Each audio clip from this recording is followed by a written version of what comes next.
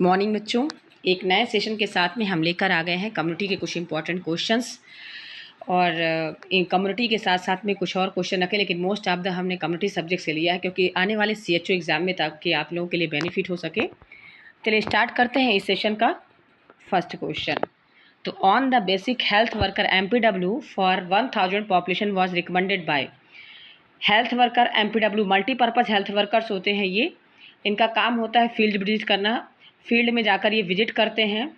इसका recommendation 1000 population के बीच में ये जाकर विजिट करते हैं, जिसमें से MPW फीमेल हेल्थ वर्कर आपका ANM हो गया और मेल हेल्थ वर्कर आपके MPW हो गए। ठीक है, फीमेल हेल्थ वर्कर की बात पूछी जाए तो ANM होते हैं और आपके मेल हेल्थ वर्कर हो गए MPW, जिसका फुल फॉर्म होता है मल्टीपर्पज़ हेल्थ वर्कर।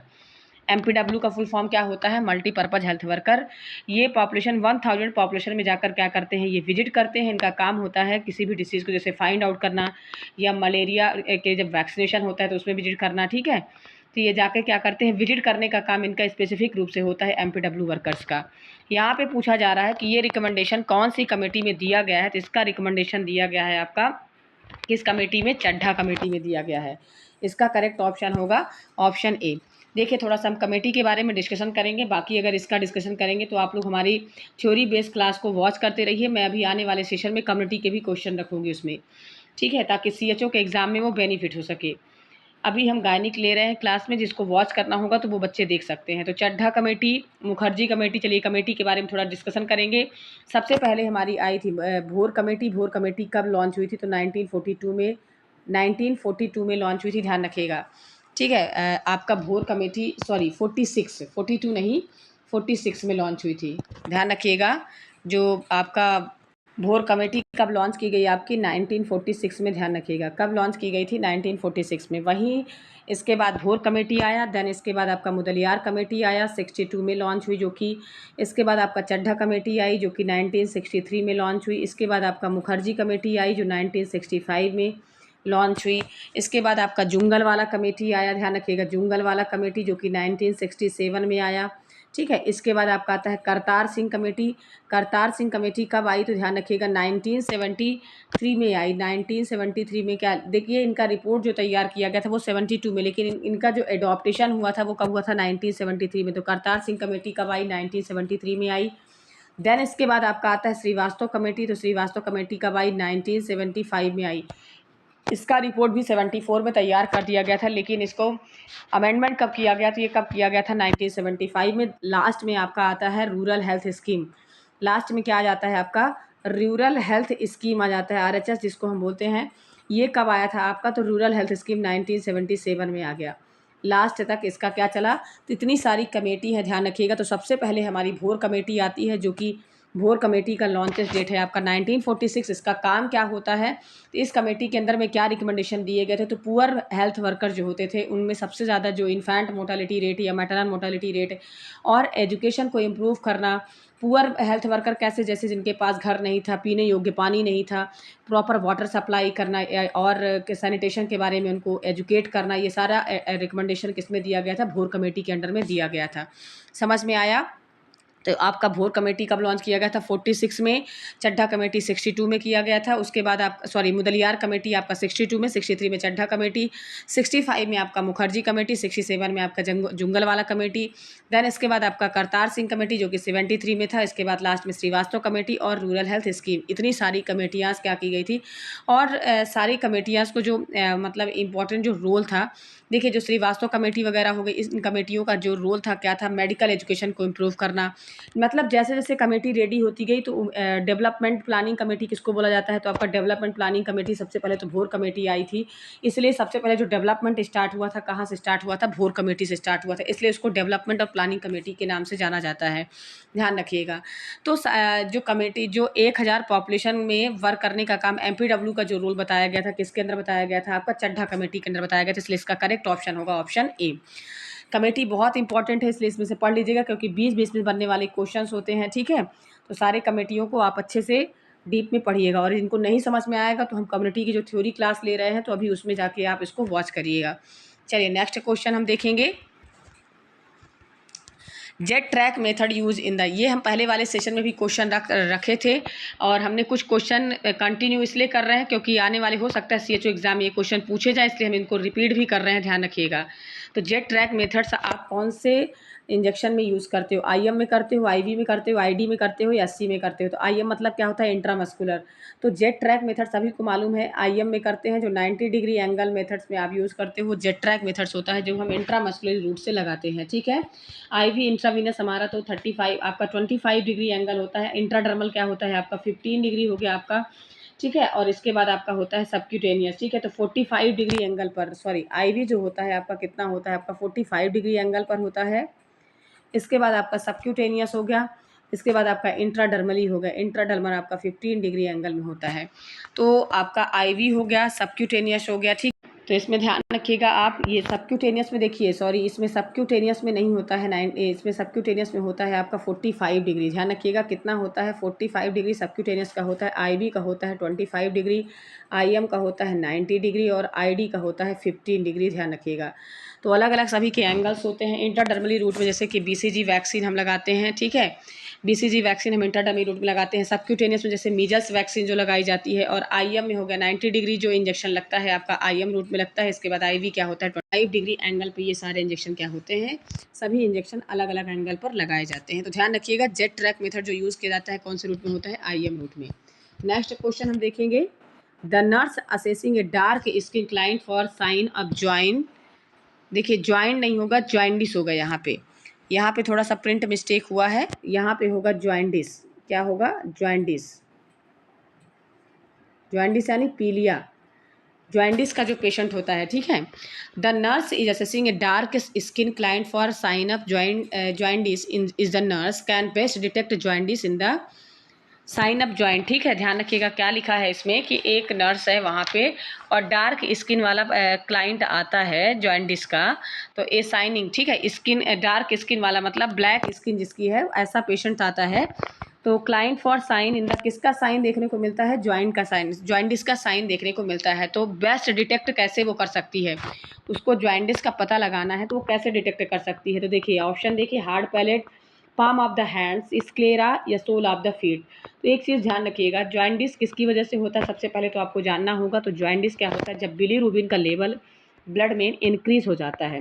कैसे, बिलीरुबिन का लेवल जब ब्लड में मतलब प्रॉपर तरीके से आपकी आप में का जो लीवर है वो प्रॉपर तरीके से फंक्शन नहीं करता, मेटाबॉलिज्म की जो प्रोसेस होती है वो नहीं हो पाती, तो किडनी की फिल्ट्रेशन करने में थोड़ा सा उसको प्रॉब्लम होती है, जिससे क्या होता है कि जब प्रॉपर तरीके से मेटाबॉलिज्म नहीं हो पाता है। और इसमें होता क्या है देखिए, तो लीवर क्या होता है, फंक्शन कैसे नहीं करता, अनकंजुगेटेड जो लिपिड होता है, जो अनकंजुगेटेड लिपिड होता है, लिपिड यानी फैट, ठीक है, अनकंजुगेटेड लिपिड को किस में चेंज कर देता है, वो कंजुगेटेड लिपिड या वाटर फॉर्म में उसको चेंज कर देता है, जिससे क्या होता है कि वो लिक्विड फॉर्म में हो जाता है। तो किडनी प्रॉपर तरीके से फिल्ट्रेट कर लेती है, तो बिलीरुबिन का लेवल इंक्रीज नहीं होता है ब्लड में। और ऐसी कंडीशन में क्या होता है, बिलीरुबिन का लेवल बढ़ जाता है, तो यूरिन में क्या प्रेजेंट हो जाता है, बिलीरुबिन का लेवल बढ़ जाता है। तो इस कंडीशन में क्या कहलाएगा, ज्वाइंटिस हो जाता है। पर्सन को क्या हो जाता है, कौन सी बीमारी हो जाती है, ज्वाइंटिस हो जाती है। तो यूरिन में अगर मान लीजिए बिलीरुबिन का लेवल बढ़ता है तो उसका नाम क्या होता है, ध्यान रखिएगा, तो बिलिनोजन कहते हैं, ठीक है। यूरिन में अगर बिलीरुबिन का लेवल बढ़ा तो उसको हम क्या बोलते हैं, ध्यान रखिएगा, यूरिको, यूरिन नहीं, क्या बोलेंगे, यूरिको बिलिनोजन, ठीक है। जब यूरिन में बिलीरुबिन का लेवल बढ़ता है तो उसको हम बोलते हैं यूरिको बिलिनोजन, और जब स्टूल में जब हो जाता है तो उसको हम क्या बोलते हैं, तो स्टोरको बिलिनोजन। तो ये होता है यूरिन में यूरिको और स्टूल में होता है स्टोरको बिलिनोजन। इस तरह से बिलीरुबिन का लेवल जब इनमें प्रेजेंट होता है, बिलीरुबिन का लेवल जब इस तरह से प्रेजेंट होता है तो वो कहलाता है आपका, यूरिन में अगर प्रेजेंट होगा तो इस नाम से जाना जाता है, स्टूल में प्रेजेंट होगा तो इस नाम से जाना जाता है। तो लीवर का काम होता है अनकंजुगेटेड लिपिड को कंजुगेटेड लिपिड में चेंज करना। तो देखिए नॉर्मल अगर कलर वाले अगर इसके नॉर्मल स्किन का जिसका कलर होता है तो उसमें तो सबसे पहले तो जॉन्डिस का पता हम कहाँ लगा लेते हैं, स्क्लेरा में। क्योंकि स्क्लेरा आँखों में आप देखा होगा कि स्क्लेरा का जो कलर हो जाता है वो येलोइश कलर का हो जाता है, येलो कलर का हो जाता है। इससे पता चल जाता है कि पेशेंट को क्या है, जॉन्डिस हो चुका है। लेकिन अगर ब्लैक कलर की स्किन वाले पेशेंट हैं तो उनमें तो हम पता भी नहीं लगा सकते, क्योंकि उनमें क्या होता है, मेलानिन बहुत ज़्यादा प्रेजेंट होता है, जिससे क्या होता है कि स्क्लेरा का कलर ज़्यादा चेंज नहीं हो पाता है। तो डार्क कलर का पता लगाने के लिए हमेशा पर्सन के कहाँ पे देखेंगे हम, हार्ड पैलेट में देखते हैं, ध्यान रखिएगा। आपने टंग के अंदर हार्ड पैलेट सॉफ्ट पैलेट पढ़ा होगा, तो हार्ड पैलेट में हम देखकर पता लगा सकते हैं कि पेशेंट को जॉन्डिस है कि नहीं है। तो जो नर्स है वो क्या करती है, अगर कोई ब्लैक स्किन कलर वाला पेशेंट्स है उसके अंडर में अगर हमको जॉन्डिस का पता लगाना है तो क्या देखकर करना होगा, हार्ड पैलेट को देखकर करना होगा। Palm of the hands, sclera, sole of the feet को देखकर हम पता नहीं लगा सकते, क्योंकि उसकी बॉडी में ज़्यादा अमाउंट में मेलानिन प्रेजेंट होने की वजह से स्किन का कलर ज़्यादा अफेक्ट नहीं होता है। और लेकिन अगर हम हार्ड पैलेट में देखेंगे तो उससे हम क्लियरली पता लगा सकते हैं पर्सन्स के को जॉन्डिस है कि नहीं है। समझ में आया? चलिए नेक्स्ट क्वेश्चन देखेंगे हम। Proper positioning for the child Bryant traction. तो ब्रियॉन ट्रैक्शन में क्या होता है, सबसे पहले तो ये होता क्या है, ब्रियॉन ट्रैक्शन किसके लिए दिया जाता है ये ध्यान रखिएगा। तो ब्रियॉन ट्रैक्शन हमेशा डीडीएच वाले पेशेंट को दिया जाता है, ध्यान रखिएगा। डीडीएच पेशेंट क्या होता है, बच्चों के लिए स्पेशली रूप से ये ब्रियॉन ट्रैक्शन यूज़ किया जाता है। और डीडीएच का फुल फॉर्म क्या होता है, डीडीएच टीबी वाला डीडीएच नहीं, ध्यान रखिएगा। ये डीडीएच का फुल फॉर्म होता है आपका डेवलपमेंटल डिसलोकेटेड हिप्स। Developmental dislocated हिप्स। हिप्स क्या होता है, उसका डिसलोकेट रहता है, प्रॉपर पोजीशन में नहीं रहता है। तो क्या होता है, इस कंडीशन पे हम क्या करते हैं, उसको ठीक करने के लिए, उसके प्रॉपर पोजीशन में लाने के लिए हम क्या करते हैं, ब्रियॉन ट्रैक्शन उसको दिया जाता है। तो इसका ऑप्शन पढ़ते हैं क्या क्या हो सकता है। तो सबसे पहले both हिप्स fixed at 90 degree angle with the knees extended and the buttocks elevated of the bed. क्या दोनों हिप्स को हम 90 डिग्री एंगल में एक्सटेंड कर देते हैं नीज के साथ में, बटक्स एलिवेट कर देते हैं। या both legs extended and the hip are not flex, या दोनों लेग्स को एक्सटेंड करेंगे लेकिन हिप्स को फ्लेक्स नहीं करेंगे।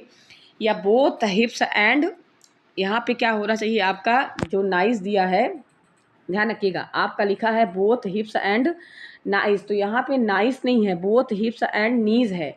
ये जो नाइस वर्ड लिखा हुआ है ध्यान रखिएगा, यहाँ नीज है, ठीक है, घुटना। नी और हिप्स को क्या करते हैं, मेंटेन करते हैं 90 डिग्री एंगल पर, flexion angle and back flat in the bed, sorry back flat on the bed.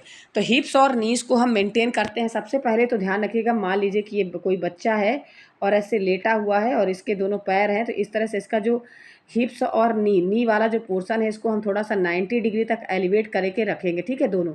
और ट्रैक्शन मतलब होता है बांध के रखना, ऊपर उठा के रखना।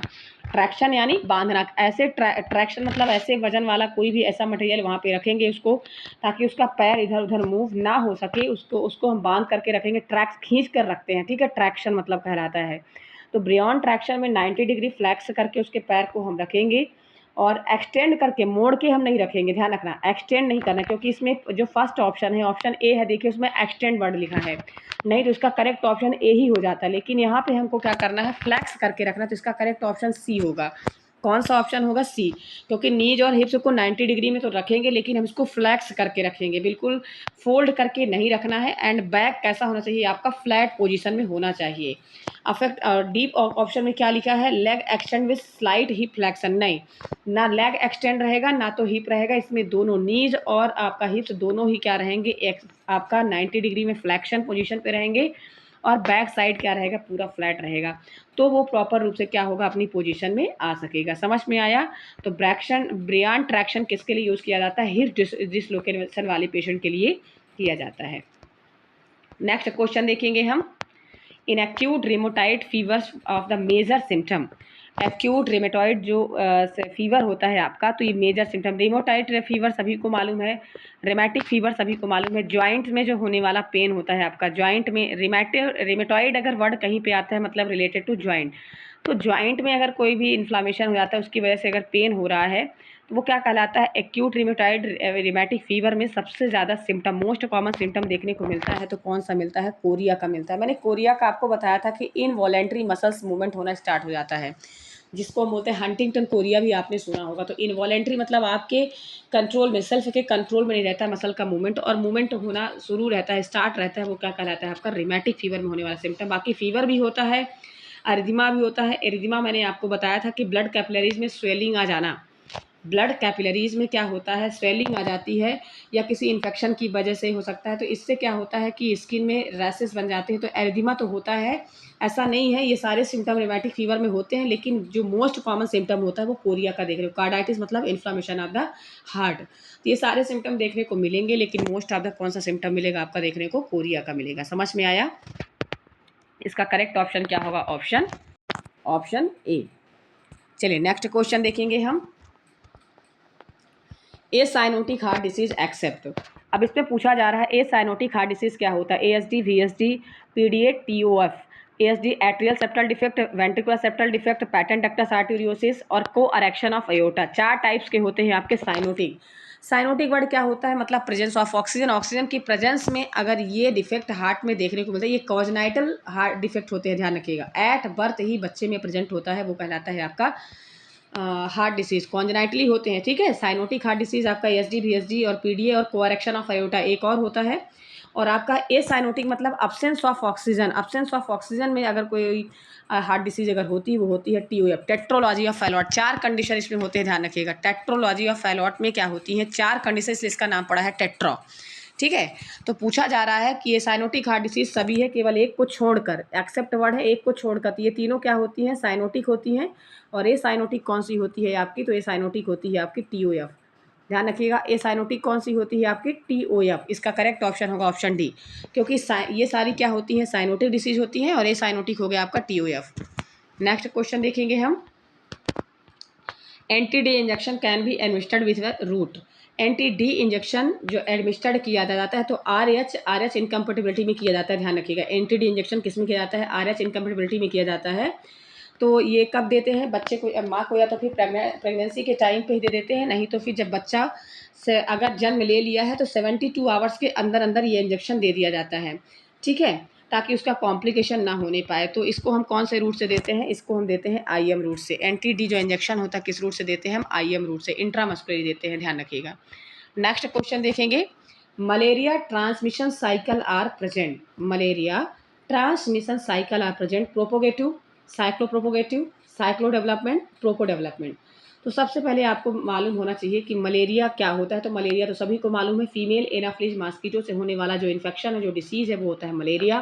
अब इसका ट्रांसमिशन साइकिल बताया गया। मैं आपको बता दूं mode of transmission, mode of transmission of malaria. Malaria का जो मोड ऑफ ट्रांसमिशन है, मैं आपको बताऊं इसमें से मोड ऑफ जो ट्रांसमिशन होता है मलेरिया का, ध्यान रखिएगा।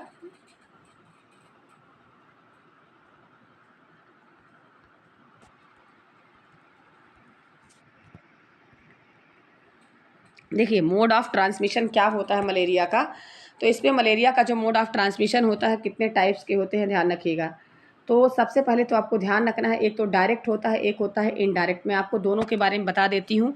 डायरेक्ट में क्या होता है कि जब किसी भी पर्सन का डायरेक्ट एक्सपोज होता है, ठीक है, डायरेक्टली एक्सपोज, जैसे कि वाटर से हो गया, फूड से हो गया, वॉमिट से हो गया, इस प्रकार से अगर मान लीजिए कि अगर इन्फेक्शन हो रहा है तो वो होता है डायरेक्टली, ठीक है। अगर डायरेक्टली अगर किसी से फैल रहा है, डायरेक्टली कांटेक्ट में आने से फैलता है, तो वो होता है इनडायरेक्टली।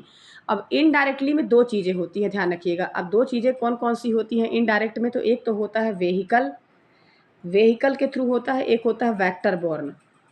इनडायरेक्टली ध्यान रखिएगा, इन वेक्टर बॉर्न इन्फेक्शन और व्हीकल बॉर्न इन्फेक्शन। अब व्हीकल बॉर्न मतलब होता है कि कोई ना कोई ऐसा वहाँ पे मटेरियल प्रेजेंट होगा जिसकी वजह से वो इन्फेक्शन हो रहा है। तो व्हीकल मैं आपको बता देती हूँ, इनडायरेक्टली रूप से जो व्हीकल होता है, व्हीकल के थ्रू, जैसे कि वाटर बॉर्न हो गया, ब्लड बॉर्न हो गया, ठीक है, फूड बॉर्न हो गया, वॉमिट बॉर्न हो गया। तो इस प्रकार से इनकी वजह से होने वाला जो इन्फेक्शन है, अगर डिसीज़ फैल रही है या मलेरिया फैल रहा है, तो वो होता है आपका व्हीकल से। देन इसके बाद आपका इनडायरेक्टली, इसमें पूछा जा रहा है जब बीमारी किसी न किसी के थ्रू फैलती है, इनडायरेक्टली तो नहीं फैलती, इनडायरेक्टली फैलती, तो वेक्टर बॉर्न, जैसे कि आपने पढ़ा होगा एंथ्रोपॉइड, एंथ्रोपॉइड की वजह से जो फैलता है वो होता है वेक्टर बॉर्न। अब इसमें 2 टाइप से फैलता है, ध्यान रखिएगा। एक तो होता है मैकेनिकल, एक होता है बायोलॉजिकल। 2 टाइप से फैलता है, ठीक है, मैकेनिकल और बायोलॉजिकल। अब मैकेनिकल जो डिसीज़ होता है, मैं आपको बताऊँ, मैकेनिकल डिसीज़ नहीं, मतलब मैकेनिकल आप बोल सकते हो कि जो ट्रांसमिशन ऑफ मलेरिया का मैकेनिकल रीज़न होता है, वो क्या होता है, जब कभी आउटर सरफेस का यूज़ करता है, मतलब जब इसमें जो आर्थ्रोपोड होता है, एंथ्रोपोड जो होता है आपका, जैसे कि जो वेक्टर बॉर्न होता है, मैकेनिकली रूप से, मतलब अगर आपके इन्फेक्शन को फैलाने का केवल आउटर एरिया केवल यूज़ करता है, आउटर सरफेस क्या करता है, केवल बाहरी सरफेस में क्या करता है, इन्फेक्शन को कॉज करता है, वो आउटर सरफेस का यूज़ करके वो क्या करता है, इन्फेक्शन को कॉज करता है, तो वो होगा मैकेनिकल। देन इसके बाद बायोलॉजिकल क्या होता है, जब इनर सरफेस को रिप्लिकेट कर देता है, मतलब किसको अफेक्ट करता है, ये केवल आउटर सरफेस, मैकेनिकल जो वेक्टर बॉर्न होता है वो केवल आउटर सरफेस को अफेक्ट करेगा। अब बायोलॉजिकल क्या करता है, आपके इंटरनल अंदर वाले पार्ट को क्या करता है, आपके अफेक्ट कर देता है, वो होता है बायोलॉजिकल, मतलब अंदर रिप्लिकेट कर देता है। ठीक है, रिप्लिकेट मतलब आपकी बॉडी के अंदर। तो मलेरिया क्या होता है, एक रिप्लिकेशन प्रोसेस होती है। ठीक है, तो इसमें ऐसी कंडीशन बताई गई, 3 कंडीशन, मलेरिया की 3 कंडीशन बताई गई है रिप्लिकेशन वाली। तो बायोलॉजिकल में होती हैं आपकी 3 कंडीशन, मैं आपको बताऊं इसमें से। सबसे पहला होता है प्रोपोगेटिव, सेकंड हो गया साइक्लो प्रोपोगेटिव जो आप क्वेश्चन में देख रहे हो, और थर्ड होता है आपका साइक्लो डेवलपमेंटल, साइक्लो डेवलपमेंटल। ठीक है, अब प्रोपोगेटिव में केवल रिप्लिकेशन होता है। अब रिप्लिकेशन के प्रोसेस मैंने आपको बताया था बायोलॉजिकल वाली कंडीशन में होता है, इसमें केवल रिप्लिकेशन होता है। और साइक्लो प्रोपोगेटिव में क्या होता है कि साइक्लो चेंज तो होता है, मतलब पर्सन उसमें जो उसका सिम्टम जो होगा, जो उसका ट्रांसमिशन फेस है वो चेंज तो होगा, लेकिन बॉडी के अंदर नो रिप्लिकेशन, रिप्लिकेशन नहीं होता है वहाँ पे। ठीक है, किसी प्रकार की बॉडी के ऑर्गन्स को अफेक्ट नहीं करता, मतलब वहाँ पे जाके किसी प्रकार का रिप्लिकेशन वो नहीं करेगा, केवल वो चेंज करेगा। और साइक्लो डेवलपमेंट में क्या होता है, ओनली साइक्लो चेंज होता है इसमें, सॉरी इसमें देखिए थोड़ा थोड़ा सा मिस्टेक हुआ है। आपका साइक्लो प्रोपोगेटिव में क्या है, साइक्लो चेंज भी हो रहा है प्लस रिप्लिकेशन भी हो रहा है, दोनों चीज़ें हो रही है इसमें। इसमें साइक्लो चेंज भी हो रहा है प्लस रिप्लिकेशन भी हो रहा है। लेकिन जो साइक्लो डेवलपमेंट होता है उसमें वनली वन क्या हो रहा है, साइक्लो चेंज हो रहा है। देखिए, मुझे साइक्लो डेवलपमेंट का बताना चाहिए तो मैंने उसका बता दिया उसमें। तो ध्यान रखिएगा, जो साइक्लो आपका प्रोपोगेटिव है, ध्यान रखिएगा, जैसे ये वाला हो गया साइक्लो प्रोपोगेटिव में क्या होता है, साइक्लो चेंज भी होता है और रिप्लिकेशन की भी प्रोसेस होती है इसके अंडर में। लेकिन डेवलपमेंट में केवल साइक्लो चेंज होता है आपका, साइक्लो केवल क्या होगा, चेंज होगा। ये ट्रांसमिशन की प्रोसेस है, ध्यान रखिएगा।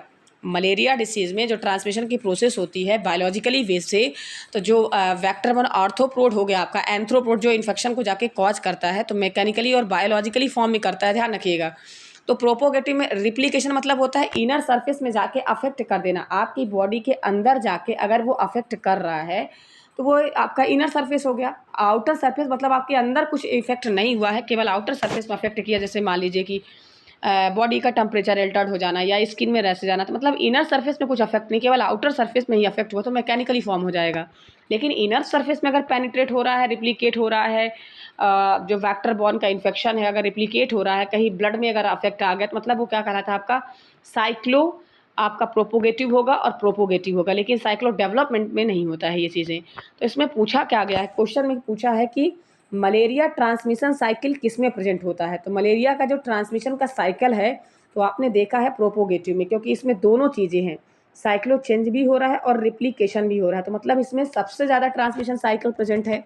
ठीक है, तो ट्रांसमिट कैसे, क्योंकि आपको मालूम है कि जब कोई पर्सन को मलेरिया होता है मॉस्किटो के काटने से, तो मॉस्किटो अगर किसी पर्सन को काटता है, तो मान लीजिए उसी पर्सन को अगर कोई मॉस्किटो अगर काटता है तो उसका इन्फेक्शन जाके दूसरे भी, बोलते हैं ना कि मलेरिया वाले पर्सन के से अगर उसको अगर मॉस्किटो बाइट करता है तो नेक्स्ट पर्सन को भी मलेरिया होने के चांसेस आते हैं। क्यों, क्योंकि उसके बॉडी ऑर्गन्स के अंदर क्या होते हैं, साइकिल चेंज होते हैं और उसके अंदर बार बार रिप्लिकेट होते रहते हैं वो वेक्टर। ठीक है, वो जो इन्फेक्शन है मलेरिया का, जो ट्रांसमिट करने वाला जो एंथ्रोपोड होता है आपका, एंथ्रोपोड क्या होता है, अंदर रिप्लिकेट होता रहता है, समझ में आया, ब्लड में। तो अगर कोई मॉस्किटो उस पर्सन को बाइट करेगा तो वो भी इन्फेक्टेड होगा, प्लस किसी को और नेक्स्ट पर्सन को बाइट करेगा तो वो भी क्या होगा, मलेरिया से। तो ऐसा रिप्लिकेशन की जो प्रोसेस स्टार्ट होती है वो किस में होती है, मलेरिया में होती है। तो मलेरिया ट्रांसमिशन साइकिल किस में चलता है, ट्रांसमिट होने का होता तो प्रोपोगेटिव हो जाता, लेकिन साइकिल जो चलती है, बोला चाहिए एक पर्सन से दूसरे पर्सन में कैसे फैलती है उसको हम बोलते हैं साइकिल। ध्यान रखिएगा, साइकिल किसको बोलते हैं, तो एक चैन। जैसे मान लीजिए कि ये पर्सन हो गया या ये मॉस्किटो हो गया, तो मॉस्किटो ने बाइट किया पर्सन को भी उसका रिप्लिकेशन हुआ, इसकी बॉडी चेंज हुई। ठीक है। यहाँ से ये इन्फेक्शन दूसरा मॉस्किटो इसको बाइट किया, नेक्स्ट पर्सन को भी कॉज कर रहा था। एक प्रकार की साइकिल चल रही है, ठीक है। अगर साइकिल चल रही मतलब क्या है, आपका मलेरिया ट्रांसमिट हो रहा है। तो इसका करेक्ट ऑप्शन होगा ऑप्शन बी। साइक्लो प्रोपोगेटिव में देखने को मिलता है। साइक्लो डेवलपमेंट में तो केवल चेंज होता है लेकिन रेप्लिकेशन की प्रोसेस नहीं होती है। नेक्स्ट क्वेश्चन देखेंगे, which of the following vaccine remove from universal immunisation programme. ऐसी कौन सी वैक्सीन है जो यूनिवर्सल इम्यूनाइजेशन प्रोग्राम में रिमूव कर दी गई, ध्यान रखिएगा। तो सबसे पहले तो आपको ध्यान रखना होगा यूनिवर्सल इम्यूनाइजेशन प्रोग्राम कब आया है, तो 1985 में आया है। वहीं पर अगर पूछा जाता EPI एक्सपेंडेड प्रोग्राम ऑफ आपका अगर वर्ल्ड में पूछा जाए तो 74 में आया है। अगर इंडिया में पूछा जाए तो कब आया है, 78 में आया है, ठीक है। तो EPI expanded programme of world में से इरेडिकेट तो कब हो गया था, तो आपका स्मॉल पॉक्स 1977 में ही इरेडिकेट हो गया था। यहाँ पे जो पूछा जा रहा है, यहाँ पे पूछा जा रहा है आपका यूनिवर्सल इम्यूनाइजेशन प्रोग्राम में, मतलब यूआईपी में कब कौन सा ऐसा जो डिसीज है, जो इम्यूनाइजेशन सॉरी जो वैक्सीन है, वैक्सीन पूछा जा रहा है, ठीक है। विच of the vaccine remove from the, तो यूआईपी से कौन सा वैक्सीन रिमूव कर दिया गया है, तो वो हो गया आपका टाइफाइड। इसका करेक्ट ऑप्शन होगा ऑप्शन सी। क्यों, क्योंकि इसमें क्या रिमूव कौन सा कर दिया गया है, ध्यान रखिएगा। ये भी ध्यान आपको पता होना चाहिए कि यूआईपी में क्या कर दिया गया है, रिमूव किसको कर दिया गया है। उस टाइम से जब रिमूव किया गया है तो टाइफाइड को रिमूव कर दिया गया, ठीक है। टाइफाइड को रिमूव कर दिया गया है, लेकिन मीजल्स को उस टाइम पे क्या कर दिया गया है, ऐड कर दिया गया है। किसको, मीजल्स वैक्सीन को, ठीक है। मीजल्स वैक्सीन को हम 1985 में ये वैक्सीन आई, सॉरी 1985 में यूआईपी आया था और उसमें बताया गया था कि टाइफाइड को उसके अंडर में रिमूव कर दिया गया है और उसी के दौरान मीजल्स वैक्सीन को क्या कर दिया गया है, ऐड कर लिया गया है। समझ में आया। वैक्सीन शेड्यूल में हम क्या करते हैं, मीजल्स वैक्सीन को ऐड कर लिए हैं और टाइफाइड को रिमूव। तो ऐड अगर पूछा जाए यूआईपी में तो आपको ध्यान रखना है ऑप्शन देना पड़ता है डी, लेकिन यहाँ पे पूछा गया है आपका रिमूव वर्ड, तो रिमूव के लिए इसका करेक्ट ऑप्शन होगा ऑप्शन सी। कौन सा ऑप्शन होगा इसका correct option, option C typhoid, ध्यान रखिएगा, ठीक है। नेक्स्ट क्वेश्चन हम देखेंगे, the prevention of communicable disease primary prevention result from.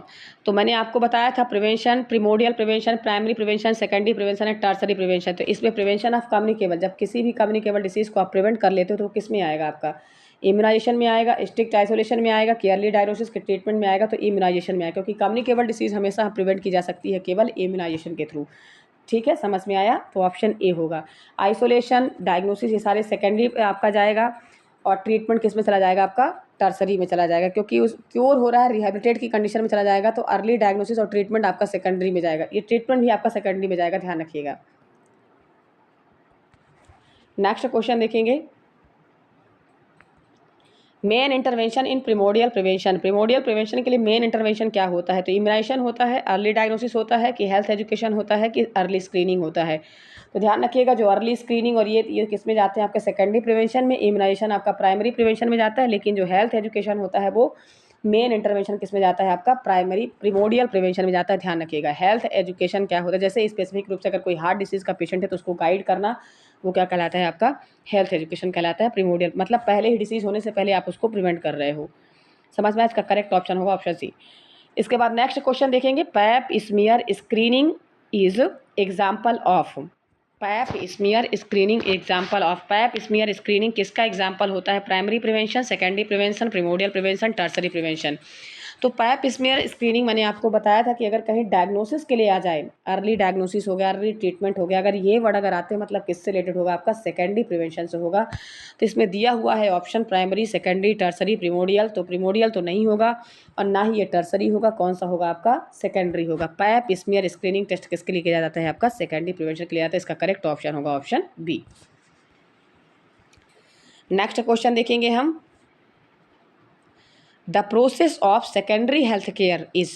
Secondary health care process क्या होता है। देखिए, बार बार हम ऐसे क्वेश्चन इसलिए रख रहे हैं क्योंकि सीएचओ का आने वाला एग्जाम है, डीएसएसबी का एग्जाम आप देने वाले हो, तो सीएचओ के एग्जाम के लिए तो सबसे बेस्ट साबित होंगे कम्युनिटी के क्वेश्चन। बाकी एग्जाम के लिए आप ये बाकी एग्जाम के लिए बेनिफिट होंगे ऐसा नहीं है, क्योंकि कम्युनिटी के क्वेश्चन तो सभी पेपर में पूछे जाते हैं। तो अगर आप सारे क्वेश्चन को बार बार अगर रिपीट करें, मैं 2-3 क्वेश्चन इसीलिए बार बार हर सेशन में रख रही हूँ ताकि आपका क्वेश्चन रिपीट होता रहे। The process of secondary health care, immunization for preventable disease, early detection, early diagnosis, proper treatment, prevention of risk factor। तो सेकेंडरी हेल्थ केयर का जो प्रोसेस बताया गया है कौन सा होता है आपका, तो ऑप्शन बी होगा, ऑप्शन सी होगा आपका। डायग्नोसिस कर लेना एंड प्रॉपर ट्रीटमेंट देना किसका होगा, सेकेंडरी का होगा। प्रिवेंट कर लेना प्राइमरी प्रिवेंशन में कहलाएगा। अर्ली डिटेक्शन भी आपका प्राइमरी में कहलाएगा। रिस्क फैक्टर आपका प्रिमोडियल कहलाएगा, ध्यान रखिएगा। Prevention of risk factor, disease condition अगर हो रही है तो मतलब प्राइमरी में जाएगा, ये प्राइमरी में जाएगा। और ये आपका रिस्क फैक्टर किस में चला जाता है, प्रिमोडियल प्रिवेंशन में, ध्यान रखिएगा। प्रिमोडियल मतलब डिसीज होने से पहले उसको प्रिवेंट कर लेना किस में चला जाएगा, प्रिमोडियल प्रिवेंशन में। तो अर्ली डायग्नोस्टिक ट्रीटमेंट किस में जाएगा आपका, सेकेंडरी प्रोसेस में, ध्यान रखिए। इसका करेक्ट ऑप्शन होगा ऑप्शन सी। नेक्स्ट क्वेश्चन देखेंगे, an example of prevention strategies. Primary prevention का जो स्ट्रैटेजीज है तो कौन कौन सा होता है, early diagnosis, hospitalisation and treatment, rehabilitation, health education. तो प्राइमरी प्रिवेंशन का स्ट्रैटेजीज कौन सा होता है आपका, तो प्राइमरी का मैंने आपको बताया है कि सबसे पहले हेल्थ एजुकेशन होगा, या तो फिर आप इम्यूनाइजेशन करो, वो भी होता है आपका। तो ये किसका एग्जाम्पल, डायग्नोसिस और ट्रीटमेंट, तो ये सब सेकेंडरी में जाते हैं, ध्यान रखिएगा। किस में जाएगा, सेकेंडरी में। और ये जाता है आपका टर्सरी में। रिहैबिलिटेशन कौन सी कंडीशन में जाएगा आपका, टर्सरी में जाएगा। तो इसका करेक्ट ऑप्शन होगा option D, health education. Primary prevention का जो स्ट्रेटजीज है वो किस में जाएगा आपका, हेल्थ एजुकेशन में जाएगा, ध्यान रखिएगा। इसका करेक्ट ऑप्शन क्या होगा, ऑप्शन डी। नेक्स्ट क्वेश्चन देखेंगे हम, prevention of risk factor is known as, prevention of risk factor is known as primary prevention, primordial prevention, secondary prevention and tertiary prevention. तो प्रिवेंशन ऑफ रिस्क फैक्टर, जब आप risk factor को prevent करते हो तो किस में जाता है, मैंने आपको इसके पहले ही बता दिया था। यहाँ पे अगर डिजीज़ कंडीशन पूछ लेता, प्रिवेंशन ऑफ डिसीज़ कंडीशन, तो यहाँ पे इसका ऑप्शन चला जाता है प्राइमरी। लेकिन ध्यान रखना, इसमें पूछा गया है रिस्क फैक्टर को प्रिवेंट करने के लिए, तो इसका करेक्ट ऑप्शन जाएगा प्राइमरी प्रिवेंशन। क्योंकि जब आप रिस्क फैक्टर को प्रिवेंट करते हो तो किस में जाता है आपका, प्राइमरी प्रिवेंशन में जाता है। इसका करेक्ट ऑप्शन, सॉरी प्राइमरी में नहीं जाएगा, प्रिमोडियल। रिस्क फैक्टर अगर जाएगा तो प्रिमोडियल जाएगा, और डिजीज़ फैक्टर अगर होता तो वो प्राइमरी प्रिवेंशन में जाएगा, ध्यान रखिएगा। ठीक है, और सेकेंडरी में डायग्नोसिस जाएगा, टर्सरी में आपका क्या जाएगा, रिहैबिलिटेशन जाएगा। मैं बार बार इस चीज़ को रिपीट इसलिए कर रही हूँ क्योंकि इससे बनने वाले क्वेश्चन, अगर कोई भी क्वेश्चन पूछा जाता है, जैसे कीमोप्रोफिलैक्सिस अगर वर्ड आता है, मान लीजिए कीमोप्रोफिलैक्सिस अगर वर्ड आता है, तो समझ लीजिएगा वो किस में जाएगा, प्राइमरी प्रिवेंशन, मतलब सॉरी प्रिमोडियल में जाएगा। कैसे, क्योंकि रिस्क होने से पहले आप उसको प्रिवेंट कर, आप उसको ट्रायल कर रहे हो, ठीक है, ट्रायल कर रहे हो लेकिन श्योर तो नहीं हो, तो वो किस में जाएगा आपका, कीमो भी किस में जाएगा आपका, प्रिमोडियल प्रिवेंशन में जाएगा। मतलब रिस्क होने से ही पहले आप क्या कर रहे हो, उसको प्रिवेंट कर रहे हो, समझ में आया, ट्रायल कर रहे हो। तो कीमो प्रोफिलैक्सिस भी आपका किस में जाएगा, प्रिमोडियल में। नेक्स्ट क्वेश्चन देखेंगे, which is of the example not an example of primary prevention, कौन सा प्राइमरी प्रिवेंशन का एग्जाम्पल नहीं है, breast self examination, smoking, BCG vaccination, vitamin A supplementation. तो आपका जो ब्रेस्ट सेल्फ एग्जामिनेशन होता है वो भी आपका किस में जाएगा, प्राइमरी प्रिवेंशन में जाएगा। बीसीजी वैक्सीन आपका किस में जाएगा, प्राइमरी प्रिवेंशन में। विटामिन ए सप्लीमेंट भी किस में जाएगा आपका, प्राइमरी प्रिवेंशन में आएगा। लेकिन जो स्मोकिंग सेसेशन है वो एक रिस्की फैक्टर है, आप श्योर नहीं कह सकते हो, ये किस में चला जाएगा आपका, प्रिमोडियल में जाएगा। तो इसका करेक्ट ऑप्शन होगा आपका ऑप्शन बी, किस में जाएगा आपका, प्रिमोडियल प्रिवेंशन में नहीं। स्मोकिंग सेसेशन तो लंग्स डिसीज होती है ना, तो स्मोकिंग सेसेशन को भी, ब्रेस्ट सेल्फ एग्जामिनेशन आपका किस में जाएगा, प्रिमोडियल में जाएगा। क्योंकि ये प्रिमोडियल में नहीं, सेकेंडरी में जाएगा, सेकेंडरी एग्जामिनेशन में। क्योंकि आप ब्रेस्ट सेल्फ एग्जामिनेशन किसके लिए कर रहे हो, किसी प्रकार का ट्यूमर या गांठ, मतलब आप डायग्नोस कर रहे हो। ब्रेस्ट सेल्फ एग्जामिनेशन आप क्या कर रहे हो, डायग्नोसिस। और डायग्नोसिस वर्ड अगर आता है तो किस में आता है आपका, सेकेंडरी एग्जामिनेशन में आता है, सेकेंडरी प्रिवेंशन में आएगा, ध्यान रखिएगा। ये आपका आता है सेकेंडरी प्रिवेंशन में। तो ब्रेस्ट सेल्फ एग्जामिनेशन इसका करेक्ट ऑप्शन होगा ऑप्शन ए। इसमें पूछा जा रहा है, क्वेश्चन में पूछा क्या है कि विच of the following is not of example of primary prevention, primary prevention का कौन सा एग्जाम्पल नहीं है, तो ब्रेस्ट सेल्फ एग्जामिनेशन नहीं, क्योंकि ये किस में आता है आपका, डायग्नोसिस में आता है, ये आता है आपका सेकेंडरी प्रिवेंशन में, ध्यान रखिएगा। किस में आता है, सेकेंडरी प्रिवेंशन में। वहीं बात करें smoking cessation, BCG vaccination, vitamin A supplementation, तो ये सारे इसमें नहीं आते हैं। समझ में आया, इसका करेक्ट ऑप्शन होगा ऑप्शन ए। नेक्स्ट क्वेश्चन हम देखेंगे, in which following of the vaccine not include in the open vial policy, ऐसी कौन सी वैक्सीन है जो कि ओपन वायल वेब पॉलिसी के अंदर में नहीं इंक्लूड है, नॉट इंक्लूड, इस वर्ड को पढ़िएगा, not include in open vial policy. तो ओपन वायल पॉलिसी में कौन सी वैक्सीन इंक्लूड नहीं है, डीपीटी, ओपीवी, बीसीजी या हेपेटाइटिस बी। तो कौन सी वैक्सीन ओपन वायल पॉलिसी में इंक्लूड नहीं, तो आपको हम बता दें, ओपन वायल जो पॉलिसी आई थी, ये पॉलिसी कब आई थी, तो 2011 में। कब आई थी, तो कब आई थी ये वैक्सीन? देखिए 2011 नहीं, सॉरी, ये आई थी 2013 में। ध्यान रखिएगा, ये आई थी 2013 में, 11 में नहीं आई थी, ठीक है।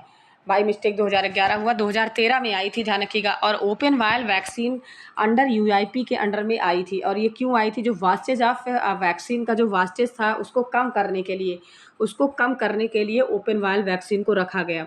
तो मैं आपको बता दूं कि इसमें इंक्लूडेड और नॉट इंक्लूडेड 2 टाइप्स की ओपन वायल वैक्सीन आती हैं। तो इसमें 2 टाइप से होती है। सबसे पहले आपको बता दूं, इसमें जो आपका इंक्लूडेड वैक्सीन आती है, इंक्लूडेड वैक्सीन एक होती है, और एक होती है नॉट इंक्लूडेड वैक्सीन। ये दोनों के बारे में आपको बताऊंगी। नॉट इंक्लूडेड वैक्सीन 2 टाइप से होती हैं। तो इंक्लूडेड वैक्सीन में मैं आपको थोड़ा सा नाम जल्दी बता देती हूँ, तो आप इसको सुन लीजिएगा। डीपीटी हो गया आपका, टीटी वैक्सीन हो गया, हेपेटाइटिस बी वैक्सीन हो गया, ओपीवी वैक्सीन हो गया, पेंटावैलेंट वैक्सीन। मतलब आप इसका अगर नाम लिखना चाहते हैं तो डीपीटी हो गया।